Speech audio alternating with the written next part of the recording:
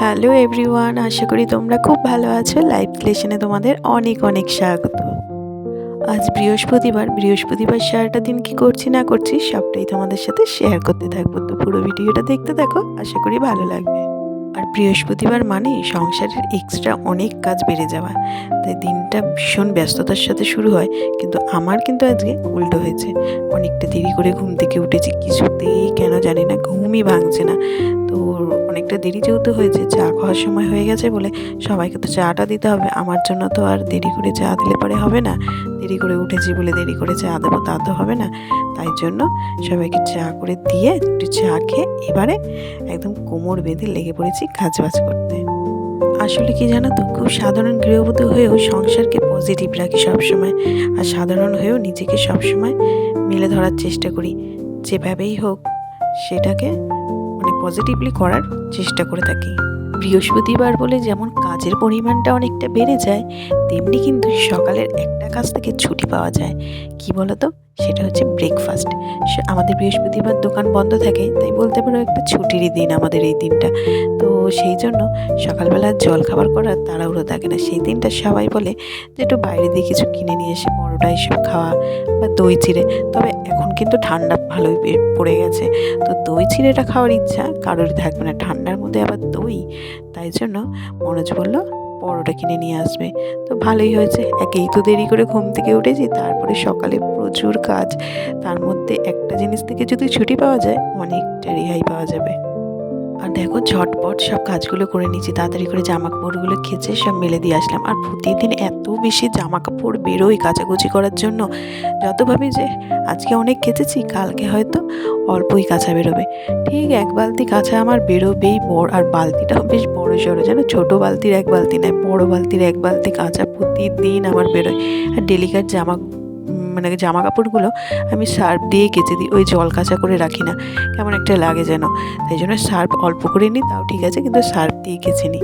তো দেখো এদিকে জামা কাপড়গুলো মিলেই উপরের ঘরটা পরিষ্কার করা হয়ে গেলো। একটু সব মুছে টুছে নিয়ে, আজকে যেহেতু বৃহস্পতিবার, আজকে সব কিছু একটু মুছে পরিষ্কার করে নিলে মনটা অনেকটা শান্তি লাগে। তবে আজকে কিন্তু উপরের ঘরটাই পরিষ্কার করতে আগে শুরু করে দিয়েছি। নিচের ঘরে তো বোঝো এখনও ঘুমোচ্ছে, তাই ওটা আর পরিষ্কার করা হয়নি। আর ছেলেটার না সে কতদিন হয়ে গেল ঠান্ডা লেগেছে, কিছুতেই কমছে না, ওষুধ খাওয়াচ্ছি সব কিছু করছি, কিছুতেই ঠান্ডা কমছে না। আসলে এতটা বেশি ঠান্ডার ধাঁচ না, কি হয় জানো তো, শীতকালটা আসলে পরে নানা রকম প্রবলেমে ভুগতে থাকে। গরমকালটা যাই হোক কম বেশি করে মানে থাকে, অল্প শরীর খারাপ হয় ঠিক আছে, কিন্তু শীতকালটাতে খুব কষ্ট হয়, এটা ওটা সেই প্রবলেম লেগেই থাকে। কানে ব্যথা, দুদিন ধরে তো মাঝে মধ্যে আবার বলছে কানে ব্যথাও করছে। কি সমস্যায় পড়েছি দেখি। কালকে দিয়ে তো আবার এক্সাম স্টার্ট হবে, এবার সকালের দিকে না হলে পরে তো আবার ডাক্তার দেখানো, সকালের দিকে ম্যাক্সিমাম দিন ওকে যে ডাক্তারটা দেখাই সেটা উনি বসেন, তো বিকেলের দিকে তো আর প্রতিদিন পাওয়া যায় না। এবার একদিন ভাবছি যে ডাক্তারটা দেখিয়ে নিয়ে আসবো, যেহেতু এক্সাম চলছে, হঠাৎ করে বাড়াবাড়ি কিছু হয়ে গেলে পরে তখন অসুবিধা হয়ে যাবে। এই ছেলেপুলে নিয়ে চিন্তা শেষ নেই, শরীর খারাপ হলে পরে মা বাবার কত চিন্তা থাকে। আর যেহেতু এক্সাম স্টার্ট হবে সেহেতু চিন্তাটা আরও বেশি হচ্ছে। এখন তো আর স্কুল কামাই করানো যাবে না, স্কুল তো স্কুলে তো যেতেই হবে এক্সামের জন্য। তাই দেখি কাল পরশু একটু ডাক্তার দেখিয়ে নিয়ে আসবো। তো এদিকে দেখো জল খাবারও নিয়ে চলে এসছে। তো পরোটা নিয়ে এসছে, তোমাদের তো বললামই, পরোটা তরকারি, আর তার সাথে নিয়ে এসছে হচ্ছে পান্তুয়া।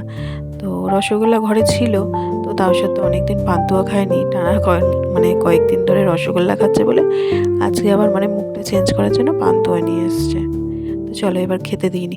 আমার কিন্তু কোনো কাজ এখনও কমপ্লিট হয়নি ঠিক মতন। তো সকালের কাজকর্ম, ওই যে বললাম দেরি করে উঠেছি, এদিকে পরোটাও নিয়ে এসছে।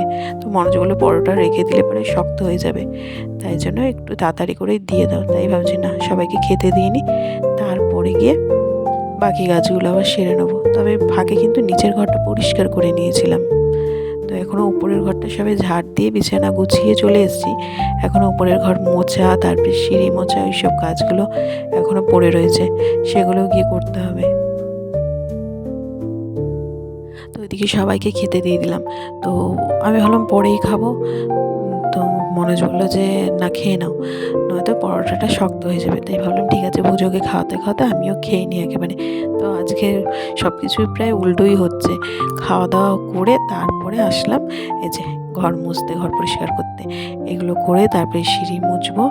তারপরে গিয়ে রান্নাঘরে ঢুকতে হবে, দুপুরে রান্নাবান্নাও তো করতে হবে। তো ওদিকে উপরের ঘরটা মুছে নিয়েছি, আর মোছার পর না ফ্যানটা চালিয়ে দিয়েছি, ঘরটা একদম শুকিয়ে গেছে। একেবারে কার্পেটটা পেতে দিই, তাহলে পরে নয়তো এই কার্পেটটা পাতার জন্য আমাকে আবারও উপরের ঘরে আসতে হবে। তো উপরের ঘরের কাজগুলো একদম করে নিলে পরে আর আসতে হবে না। আর এই কার্পেটের মধ্যে না এই জামা কাপড়ের সুতো এগুলো আটকে থাকে, কিছুতেই ঝাঁটলেও বেরোয় না, সে হাত দিয়ে একটা একটা করে তুলতে হয়। তো চলো, উপরের ঘরটার কাজ মিটে গেছে, একদম পরিষ্কার করে রেখে দিয়েছি। আর এবার সিঁড়িগুলো ঝাঁটাঝাঁট মুছে নিয়ে দেন রান্নাঘরে ঢুকবো। তবে রান্নাঘরে ঢোকার আগে বুজুকে একটু পড়াতে বসাতে হবে। ওদিকে বুজুকে লিখতে দিয়ে চলে আসলাম রান্নাঘরে। ওদিকে ভাত বসিয়ে দিয়েছি, আর ইলিশ মাছের মাথা ছিল, আগের দিন ইলিশ মাছ রান্না করেছিলাম, তো ইলিশ মাছের মাথাগুলো রেখে দিয়েছিলাম, ওটা দিয়ে কাটি কচু দিয়ে তরকারি করব। তো খেতে বেশ ভালো লাগে, নয় কচুর শাক আর নয়তো গাটি কচুর তরকারি। তবে কচুর শাক মনে হয় পাইনি আজকে বাজারে, তাই গাটি কচুই নিয়ে এসছে। গাটি কচু দিয়ে ইলিশ মাছের মাথা দিয়ে একটা তরকারি করব। আর মাছ নিয়ে এসছে 2 রকমের। আর দিয়ে দেখো, তোমাদের সাথে কথা বলতে বলতে আমার তরকারিটা প্রায় হয়ে গেছে। একটু এরকম ঝোলঝুলি নামিয়ে দেবো, নয়তো না একদম টেনে যায় ঠান্ডা হয়ে গেলে পরে, তাই জন্য এই অবস্থাতেই নামিয়ে নেব। আর মাছ এনেছে 2 রকমের, 1 রকমের হচ্ছে বাগার মাছ নিয়ে এসছে। আর মাছ খেতে এত বেশি ভালোবাসে, আর তারপরে যদি বাগার মাছ হয় তাহলে তো হয়েছে। আর জানো তো আজকে বাজার করতে গিয়ে কী করেছে, আমাদের যেখান দিয়ে বাজার করা হয়, মানে যে বাজার থেকে, সেই বাজারেই গেছে বাজার করতে রীতিমতো। তো সেখানে গিয়ে এক মাছওয়ালার কাছে শুনেছে যে বাগার মাছ চকবাজারের বাজারে নাকি উঠেছে ভালো একটা মাছ।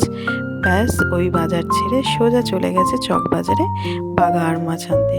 আর মাছটা দেখেই মনে হচ্ছে মাছটা দারুণ, খেতেও জাস্ট মানে দারুণই হবে। আর জানো তো, এখন তো আমি ভয়েস দিচ্ছি, তবে খাওয়া তো হয়ে গেছে। মাছটা সত্যিই দারুণ ছিল, খেতেও ভালো ছিল, আর রান্নাটাও জাস্ট দারুণ হয়েছে। আর এই দেখো না কত মাছ, এদিকে বাগার মাছ রয়েছে, আর কালকে রান্না করবে বলে করবো বলে ভোলা মাছ নিয়ে এসছে একেবারে। এখন তো বাজারে যাওয়াটা প্রতিদিন সম্ভব নয়, আজকে বৃহস্পতিবার ছুটি রয়েছে বলে বাজারে যেতে পেরেছে, এখন সম্ভব না। কারণ হচ্ছে শ্বশুরমশাইয়ের চোখ অপারেশন হয়েছে, উনি তো দোকানে ঢুকতেই পারবেন না এখন বেশ কিছুদিন, আর মনোজকে দোকানে থাকতে হচ্ছে, তাই জন্য বাজারে যাওয়াটা একটু চাপেরই হয়ে যাবে, সেই জন্য একটু বেশি করেই মাছ নিয়ে এসছে। আর এদিকে একটু কুমড়ো ভাজা বসিয়ে দিয়েছি, একটু বড় বেশি করেই দেখলাম কুমড়ো নিয়ে এসছে, তো বেশি দিন থাকলে আবার নষ্ট হয়ে যাবে, তাই ভাবছি যে একটু কুমড়ো ভাজা করে নিই। বাজার থেকে জানো তো লাল শাকও নিয়ে এসেছিলো, ভেবেছিলাম লাল শাকও করবো, তো মনোজ বারণ করলো যে আজকে আর করো না, কালকে করো এটা। তাই বললাম না থাক, সবই আজকে করে ফেললে কালকে আর কি করব, সেই জন্য লাল শাকটা রেখে দিয়েছি। তো এবার কুমড়ো ভাজাটা নামিয়ে নেবো, দিয়ে এবার মাছ ভাজাটা বসিয়ে দেবো। তো এবার মাছটা রান্না হয়ে গেলে প্রায় হয়ে যায়। তো মাছটা একটু জুত করে বেশ ভালো করে করতে হবে, অনেক দিন পর বাগার মাছ নিয়ে এসছে খাবে বলে, তো আর মাছটাকে একটু জুত করেই ভাবছি রান্না করবো। রান্নাবান্না জুত করেই করার চেষ্টা করি। আর দেখো, দেখতে জাস্ট দারুণ হয়েছে, পুরো মাংসের মতো। আর শুধু দেখতে যে ভালো হয়েছে তা নয়, খেতেও কিন্তু জাস্ট অসাধারণ হয়েছিল। তো চলো, আজকের মতো ভিডিওটা এখানেই শেষ করছি। যদি ভালো লেগে থাকে অবশ্যই কিন্তু লাইক, শেয়ার অ্যান্ড সাবস্ক্রাইব করে দিও। আর ভিডিওটা কেমন লাগলো অবশ্যই একটা কমেন্ট করে জানিও। তাহলে আবারও ফিরে আসছি নতুন কোনো ব্লগের সঙ্গে, ততক্ষণের জন্য টাটা, বাই বাই।